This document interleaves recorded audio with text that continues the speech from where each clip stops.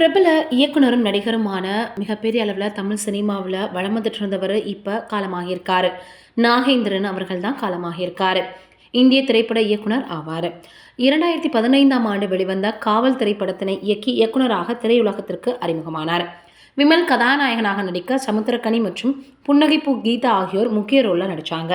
மேலும் MS பாஸ்கர் அவர்கள் மிகப்பெரிய அளவில் பார்த்தீங்கன்னா இந்த படத்தில் முக்கியமான ஒரு ரோலில் நடிச்சிருந்தார். நமோ நாராயணா, இமான் அண்ணாச்சி, அஸ்வின் ராஜா உள்ளிட்ட பலர் இந்த படத்தில் நடிச்சிருந்தாங்க. படம் கலவையான விமர்சனங்களை பெற்ற பின்னரும் வசூல் ரீதியாக தோல்வியை தழுவிச்சு. இதன் பின்னர் திரைப்படம் இயக்கலை அப்படின்னா கூட பல படங்களில் நாகேந்திரன் பிற பணிகளை செய்து வந்தார்.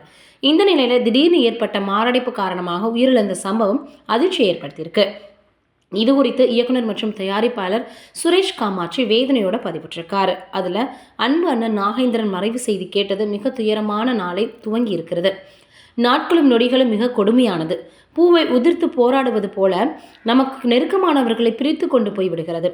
நேற்று பேசியவரை இன்று மரணத்தின் கைகளில் தருவது ரொம்ப வேதனை தருதுன்னு சொல்லியிருக்கிறார். காலம் யாருக்கும் என்ன செய்ய காத்திருக்கோ என்ற பயத்தை ஏற்படுத்தி விட்டு போகுது. சகோதரனாய் நெருங்கிய நண்பனாய் பயணித்தவரை இழந்து போனதால் நெஞ்சம் கலங்குது. இதைத் தொடர்ந்து ரசிகர்கள் மற்றும் பிரபலங்கள் இவர் போட்டிருக்கக்கூடிய இந்த பதிவு பார்த்து தங்களுடைய இரங்கலையும் தெரிவித்து வராங்க. நம்மளுடைய சார்பாகவும் நாகேந்திரன் அவர்களினுடைய ஆன்மா சாந்தி அடையணும் அப்படின்னு கடவுள்கிட்ட வேண்டிக்கலாம். நீங்கள் என்ன நினைக்கிறீங்க அப்படின்றத மறக்காமல் கீழே இருக்கக்கூடிய கமெண்ட்டில் சொல்லுங்கள்.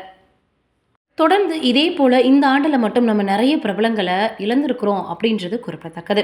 சமீபத்தில் தான் பாரதி ராஜா அவர்களினுடைய மகனும் காலமாகியிருந்தார்.